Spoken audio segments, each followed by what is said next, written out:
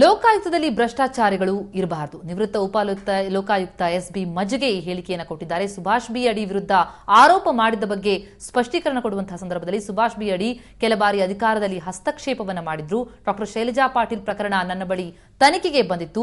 ಪ್ರಾಥಮಿಕ ವರದಿಯಲ್ಲಿ ಆರೋಪ ಸಾಬೀತಾಗಿತ್ತು. ಈ ಬಗ್ಗೆ ನಾನು ಸರ್ಕಾರಕ್ಕೆ ವರದಿಯನ್ನ ಕೊಟ್ಟಿದ್ದೆ. ಅದಾದ ನಂತರ ಈ ಪ್ರಕರಣ ಸುಭಾಷ್ ಬಿ ಅಡಿ ಬಳಿ ಹೋಗಿದ್ದು ಹೇಗೆ ಎನ್ನುವಂತಹ ಪ್ರಶ್ನೆ, ಜೊತೆಗೆ ಶೈಲಜಾ ಪಾಟೀಲ್ಗೆ ಕ್ಲೀನ್ ಚಿಟ್ ಸಿಕ್ಕಿದ್ದು ಹೇಗೆ, ಇದ್ಯಾವುದರ ಬಗ್ಗೆ ಕೂಡ ನನಗೆ ಮಾಹಿತಿ ಇಲ್ಲ. ಉಪಲೋಕಾಯುಕ್ತ ಪದಚ್ಯುತಿ ನಿರ್ಧಾರ ಸರ್ಕಾರಕ್ಕೆ ಬಿಟ್ಟದ್ದು ಅಂತ ಸುವರ್ಣ ನ್ಯೂಸ್ಗೆ ನಿವೃತ್ತ ಉಪಲೋಕಾಯುಕ್ತ ಎಸ್ಪಿ ಮಜ್ಗೆ ಹೇಳಿಕೆಯನ್ನು ಕೊಟ್ಟಿದ್ದಾರೆ. ಬನ್ನಿ ಅವರೊಂದಿಗೆ ನಡೆಸಿದಂತಹ ಚಿಟ್ ಚಾಟ್ ನೋಡೋಣ.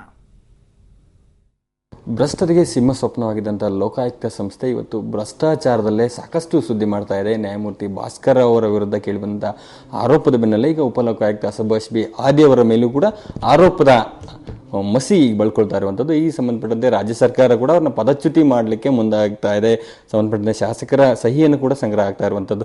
ಇದೆಲ್ಲೋ ಒಂದು ಕಡೆ ರಾಜ್ಯದಲ್ಲಿರುವಂಥ ಲೋಕಾಯುಕ್ತ ಸಂಸ್ಥೆ ಯಾವ ಕಡೆ ಹೋಗ್ತಾ ಇದೆ, ನಿಜಕ್ಕೂ ಭ್ರಷ್ಟಾಚಾರವನ್ನು ತಡಿಬೇಕಾದಂಥ ಸಂಸ್ಥೆಯಲ್ಲಿ ಯಾಕೆ ಈ ರೀತಿ ಆಗ್ತಾ ಇದೆ ಅನ್ನುವಂಥ ಒಂದು ಪ್ರಶ್ನೆಗಳು ಕೂಡ ಈಗ ಸಾರ್ವಜನಿಕರಲ್ಲಿ ಕಾಣ್ತಾ ಇರುವಂಥದ್ದು. ಈ ಸಂಬಂಧಪಟ್ಟಂತೆ ನಾವು ಇದು ಇತ್ತೀಚೆಗಷ್ಟೇ ನಿವೃತ್ತಿ ಹೊಂದಿದಂಥ ಉಪಲೋಕಾಯುಕ್ತರಾಗಿ ನಿವೃತ್ತಿ ಹೊಂದಿದಂಥ ಎಸ್ ಪಿ ಮಜ್ಗೆ ಅವರು ನಮ್ಮ ಜೊತೆ ಇದ್ದಾರೆ. ಅವ್ರ ಜೊತೆ ಮಾತಾಡೋಣ. ಸರ್, ಎಲ್ಲೊಂದು ಕಡೆ ಲೋಕಾಯುಕ್ತ ಸಂಸ್ಥೆ ಭ್ರಷ್ಟರಿಗೆ ಸಿಂಹ ಸ್ವಪ್ನವಾಗಿದ್ದಂಥ ಸಂಸ್ಥೆ ಇವತ್ತಿನ ಬೆಳವಣಿಗೆ ನೋಡಿದರೆ ಏನು ಅನಿಸುತ್ತೆ ಸರ್? ಅದು ಭ್ರಷ್ಟರಿಂದ ಮುಕ್ತವಾಗಿರಬೇಕು ಅಂತ ಅನ್ನೋದು ನಮ್ಮದು ಇಚ್ಛೆ. ಭ್ರಷ್ಟರಿಗೆ ಹೇಗೆ ಸಿಂಹ ಸ್ವಪ್ನವಾಗಿತ್ತೋ ಹಾಗೇನೂ ಈಗಲೂ ಮುಂದೆನೂ ಇರಬೇಕು ಅಂತ ನಮ್ಮ ಬಯಕೆ. ಸರಿಗ ಭಾಸ್ಕರ್ ಅವರ ವಿರುದ್ಧ ಆರೋಪ ಕೇಳಿ ಬಂದಿತ್ತು. ಅವ್ರ ಮಗನ ಮೇಲೂ ಕೂಡ ಅರೆಸ್ಟ್ ಆದರು. ಅದು ಸಹ ಒಂದಷ್ಟು ಸಾಕ್ಷ್ಯಾಧಾರಗಳಿತ್ತು, ವಿಚಾರಣೆ ನಡೀತಾ ಇರುವಂಥದ್ದು. ಈಗ ಇತ್ತೀಚೆಗೆ ಸುಭಾಷ್ ಬಿ ಆದಿ ಅವರ ಮೇಲೂ ಕೂಡ ಆರೋಪಗಳನ್ನ ಹೊರಿಸುವಂಥದ್ದು ಅಥವಾ ಆರೋಪವನ್ನು ಮಾಡಿ ಈಗ ರಾಜ್ಯ ಸರ್ಕಾರ ಕೂಡ ಇವತ್ತಿನ ಬೆಳವಣಿಗೆಯಲ್ಲಿ ಎಲ್ಲ ಶಾಸಕರ ಸಹಿ ಸಂಗ್ರಹವನ್ನು ಮಾಡ್ತಾ ಇದೆ ಪದಚ್ಯುತಿ ಮಾಡಲಿಕ್ಕೆ. ಸೊ ಈ ಸಂಬಂಧಪಟ್ಟಂತೆ ಏನು ಹೇಳ್ತೀವಿ? ಇಲ್ಲ, ಅದು ವಿಷಯ ಯಾಕಂದರೆ ಅವ್ರ ಹತ್ರ ಏನು ದಾಖಲಾತಿಗಳದಾವ, ಏನು ಡಾಕ್ಯುಮೆಂಟ್ಸ್ ಅದಾವ, ಅದು ಅವರು ಯಾವ ಆಧಾರದ ಮೇಲೆ ಮಾಡಬೇಕಂತ ಅನ್ನೋದು ನನಗೆ ಮಾಹಿತಿ ಇಲ್ಲ. ಅದು ನೋಡಿದ ಮೇಲೆ ಅದು ಹೇಗೆ ಅನ್ನೋದು ಅದ್ರ ಬಗ್ಗೆ ನಾನು ಪ್ರತಿಕ್ರಿಯೆ ಕೊಡ್ಬೋದು. ಮತ್ತು ಶಾಸಕರು ಏನು ಮಾಡ್ತಾ ಇದ್ದಾರೆ ಅಂತ ಅನ್ನೋದು ಅದು ಕೂಡ ನನಗೆ ಶಾಸಕರದು ಬಗ್ಗೆ ಅವ್ರದ್ದು ಏನು ಮಾಡ್ತಾ ಇದ್ದಾರೆ ಅಂತಂದು ಮಾಧ್ಯಮದಲ್ಲೇ ಗೊತ್ತಾಗ್ತದೆ ಅಷ್ಟೇ ಹೊರತಾಗಿ ವೈಯಕ್ತಿಕವಾಗಿ ಅಥವಾ ನನಗೆ ಗೊತ್ತಿಲ್ಲ. ಅದ್ರ ಬಗ್ಗೆ ನಾನೇನು ಹೇಳಬಯಸೋದು. ಸರ್, ನೀವು ಕೆಲಸ ಮಾಡೋ ಸಂದರ್ಭದಲ್ಲಿ ಒಂದು ಅಸಮಾಧಾನವನ್ನು ವ್ಯಕ್ತಪಡಿಸಿದ್ರಿ ಕೆಲವೊಮ್ಮೆ. ಅಂದರೆ ಸುಭಾಷ್ ಬಿ ಆದಿಯವರು ಕೂಡ ಅವರ ಒಂದು ಅಧಿಕಾರವನ್ನು ಮೀರಿ ಬೇರೆ ಅಧಿಕಾರಕ್ಕೆ ಕೈ ಹಾಕುವಂಥ ಕೆಲಸಗಳು ಕೂಡ ಮಾಡ್ತಾ ಇದ್ದಾರೆ ಅನ್ನುವಂಥದ್ದು. ಸೊ ಅದನ್ನೆಲ್ಲ ನೋಡಿದರೆ ಅಂದರೆ ಯಾವ ಸಂದರ್ಭದಲ್ಲಿ ಆ ರೀತಿ ಅವರು ಅಧಿಕಾರವನ್ನು ನಿಮ್ಮ ಅಧಿಕಾರದಲ್ಲಿ ಕೈ ಹಾಕಿದಂಥ ಉದಾಹರಣೆಗಳು ಅವರು ಯಾಕೆ ಮಾಡಿದ್ರು ಅದು ಅವರಿಗೆ ಕೇಳಿದ್ರೆ ಒಳ್ಳೆಯದು ಅಂತ ಅನ್ನಿಸ್ತೆ. ಯಾಕಂದರೆ ಹಾಗೆ ಮಾಡಲಿಕ್ಕೆ ಬರೋದಿಲ್ಲ. ಒಮ್ಮೆ ಅಧಿಕಾರ ವಿಂಗಡಣೆ ಆದ ನಂತರ, ಲೋಕಾಯುಕ್ತರು ಅಧಿಕಾರ ವಿಂಗಡಣೆ ಮಾಡಿದ ನಂತರ ನಮ್ಮ ವ್ಯಾಪ್ತಿಯಲ್ಲಿ ನಾವು ಕೆಲಸ ಮಾಡಬೇಕು. ನಾನಂತೂ ಆ ನಿಟ್ಟಿನಲ್ಲಿ ಅದೇ ಪ್ರಕಾರ ಕೆಲಸ ಮಾಡಿದ್ದೆ. ನಾನು ಎಂದೂ ಕೂಡ ಇನ್ನೊಬ್ಬರ ಅಧಿಕಾರ ವ್ಯಾಪ್ತಿಯಲ್ಲಿ ಹೋಗಿ ಅಲ್ಲಿ ನಾನು ನನ್ನ ಅಧಿಕಾರ ಚಲಾಯಿಸಿಲ್ಲ. ಅವ್ರು ಯಾಕೆ ಹಾಗೆ ಮಾಡಿದ್ರು ಅದೇನು ಅವರಿಗೇ ಗೊತ್ತು, ದೇವರಿಗೆ ಗೊತ್ತು. ನಾನು ಹೇಳಕ್ಕೆ ಬಯಸೋದಿಲ್ಲ. ಸದ್ಯ ಈಗ ಅವ್ರ ಮೇಲೆ ಇರುವಂಥ ಎರಡು ಪ್ರಕರಣಗಳು, ಒಂದು ಅವರ ಹಳಿಯ AC ಗಂಗಾಧರ ಸ್ವಾಮಿ ಅವರ ಪ್ರಕರಣ ಒಂದು, ಮತ್ತೊಂದು ಶೈಲಜಾ ಪಾಟೀಲ್, ಡಾಕ್ಟರ್ ಶೈಲಜಾ ಪಾಟೀಲ್ ಪ್ರಕರಣ ಸಂಬಂಧ. ಈ ಶೈಲಜಾ ಪಾಟೀಲ್ ಪ್ರಕರಣ ಮೊದಲ ಬಾರಿಗೆ ನಿಮ್ಮ ಕೈಗೆ ಬಂದಿತ್ತು ವಿಚಾರಣೆಗೆ. ಅಂದರೆ ನೀವು ತನಿಖೆಯನ್ನು ನಡೆಸ್ತಾ ಇದ್ರಿ. ಇದು ಇದ್ದಕ್ಕಿದ್ದಂಗೆ ಅವರ ಕಚೇರಿಗೆ ಹೋಗುತ್ತೆ, ಅವರು ಕ್ಲೀನ್ ಚೀಟ್ ಕೊಡ್ತಾರೆ. ಈ ಕೇಸು ಏನಾಗಿತ್ತು ಸರ್ ಆ್ಯಕ್ಚುಲಿ? ಇಲ್ಲ, ಅದು ಮಾಧ್ಯಮದಲ್ಲಿ ಬರ್ತಾ ಇದೆಯಲ್ಲ, ಅದೇ ನಾನು ರಿಪೋರ್ಟ್ ಮಾಡಿದ್ದೆ. ರಿಪೋರ್ಟ್ ಮಾಡಿದ ನಂತರ ಅದು ಸರ್ಕಾರದವರು ನನಗೆ ಇಂಟ್ರೆಸ್ಟ್ ಮಾಡಿದ ನಂತರ ಅದು ಮತ್ತೆ ಡಿಪಾರ್ಟ್ಮೆಂಟಲ್ಲಿ ಎನ್ಕ್ವೈರಿ ಸಲುವಾಗಿ ಬಂದಿತ್ತು. ಅದು ಆದಮೇಲೆ ರಿಪೋರ್ಟ್ ಮಾಡಬೇಕಾಗಿತ್ತು, ಫೈನಲ್ ರಿಪೋರ್ಟು. ಆ ಹೊತ್ತಿನಲ್ಲಿ ಅವರು ಮಾಡಿದರು. ಅದು ಹೇಗೆ ಮಾಡಿದ್ರು ಅದು ನಾನು ಹೇಳಲಾರೆ. ಯಾಕಂದರೆ ಈಗಾಗಲೇ ಹೇಳಿದಾಗೆ ಅದು ಅವ್ರಿಗೂ ಯಾಕೆ ಮಾಡಿದ್ರು ಅಂತಂದ್ರೆ ಅವರಿಗೆ ಗೊತ್ತು.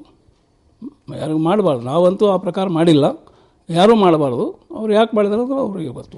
ಶೈಲಜಾ ಪಾಟೀಲ್ ಪ್ರಕರಣ ಅಂತಿಮವಾಗಿ ಕ್ಲೀನ್ ಚೀಟನ್ನು ಕೊಡ್ತಾರೆ. ಆದರೆ ನೀವು ಪ್ರೈಮಾಪೇಸಿ ವರದಿಯನ್ನು ಕೊಟ್ಟ ಸಂದರ್ಭದಲ್ಲಿ ಎಲ್ಲ ಒಂದು ಕಡೆ ಅಲ್ಲೆಲ್ಲ ಕ್ರೈಮ್ ನಡೆದಿದೆ, ಕ್ರಿಮಿನಲ್ ಆಕ್ಟಿವಿಟೀಸ್ ನಡೆದಿದೆ ಅನ್ನುವಂಥದ್ದು ಬೆಳಕಿಗೆ ಬಂದಿತ್ತ? ಮೇಲ್ನೋಟಕ್ಕೆ ನಾನು ಅದು ಕಾಣಿಸಿದ್ದ ಸಲುವಾಗಿಯೇ ನಾನು ರಿಪೋರ್ಟು ಸರ್ಕಾರಕ್ಕೆ ಮಾಡಿದ್ದು. ಸರ್ಕಾರದವರು ಅದರ ಮೇಲೆ ನನಗೆ ಡಿಪಾರ್ಟ್ಮೆಂಟ್ ಎನ್ಕ್ವೈರಿ ಮಾಡಿರಿ ಅಂತಂದೇ ಅವರು ಆದೇಶ ಕೊಟ್ಟಿದ್ದರು, ನನಗೆ ಇಂಟ್ರೆಸ್ಟ್ ಮಾಡಿದರು.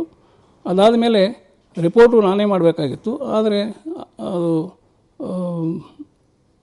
ಅವರು ರಿಪೋರ್ಟ್ ಮಾಡಿದರು.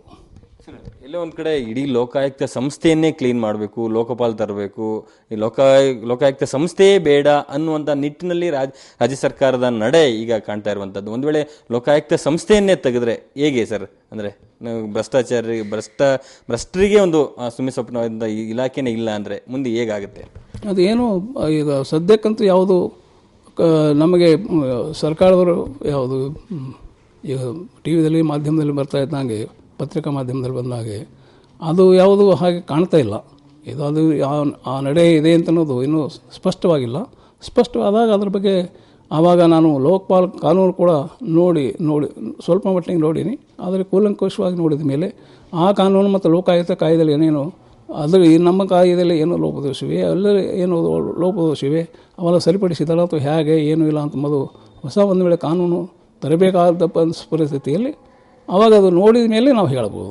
ಇದಕ್ಕಿಂತ ಬಲಿಷ್ಠವಾಗಿರುತ್ತೇನೋ, ಇದ್ರಾಗೆ ಇರುತ್ತೇನೋ ಅಥವಾ ಇದು ಬಲಿಷ್ಠವಾಗಿ ಇರೋದಿಲ್ಲ ಅಂತ ಅನ್ನೋದು ಆವಾಗಲೇ ಹೇಳ್ಬೋದು. ಹೊರತಾಗಿ ನಾವು ಗೆಸ್ ಅಂದರೆ ಇದ್ರ ಮೇಲೆ ಊಹೆ ಮಾಡಲಿಕ್ಕೆ ಕಷ್ಟ ಆಗುತ್ತೆ.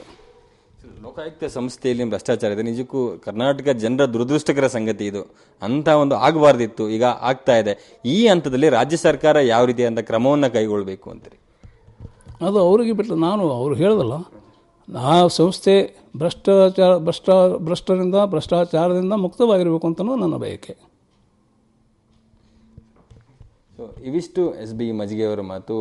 ಈ ಒಂದು ಲೋಕಾಯುಕ್ತ ಸಂಸ್ಥೆಯಲ್ಲಿ ಭ್ರಷ್ಟಾಚಾರಕ್ಕೆ ಸಿಂಹಸ್ವಪ್ನವಾಗಿದ್ದ ಸಂಸ್ಥೆಯಲ್ಲಿ ಭ್ರಷ್ಟಾಚಾರ ಇರಬಾರದು. ಆ ರೀತಿ ಇದ್ದ ಸಂದರ್ಭದಲ್ಲಿ ರಾಜ್ಯ ಸರ್ಕಾರ ಸೂಕ್ತವನ್ನು ಕ್ರಮವನ್ನು ಕೈಗೊಳ್ಳಬೇಕು. ಮತ್ತು ಸುಭಾಷ್ ಬಿ ಆದಿ ಅವರ ಪದಚ್ಯುತಿಗೆ ಸಂಬಂಧಪಟ್ಟಂತೆ ಏನೊಂದು ಪ್ರಕ್ರಿಯೆಗಳು ನಡೀತಾ ಇದೆ, ಆ ಸಂಬಂಧಪಟ್ಟಂತೆ ನನಗೆ ಅಧಿಕೃತ ಮಾಹಿತಿ ಇಲ್ಲ. ಹಾಗಾಗಿ ಒಟ್ಟಾರೆ ಭ್ರಷ್ಟಾಚಾರಿಗಳು ಅಲ್ಲಿ ಇರಬಾರದು, ಅದು ಕ್ಲೀನ್ ಆದಂಥ ಒಂದು ಸಂಸ್ಥೆ ಆಗಿರಬೇಕು ಅನ್ನುವಂಥದ್ದು ಮಜ್ಗೆ ಅವರ ಅಭಿಪ್ರಾಯ. ಕ್ಯಾಮರಾಮನ್ ಶಿವಕುಮಾರ್ ಜೊತೆ ರಮೇಶ್, ಸುವರ್ಣ ನ್ಯೂಸ್, ಬೆಂಗಳೂರು.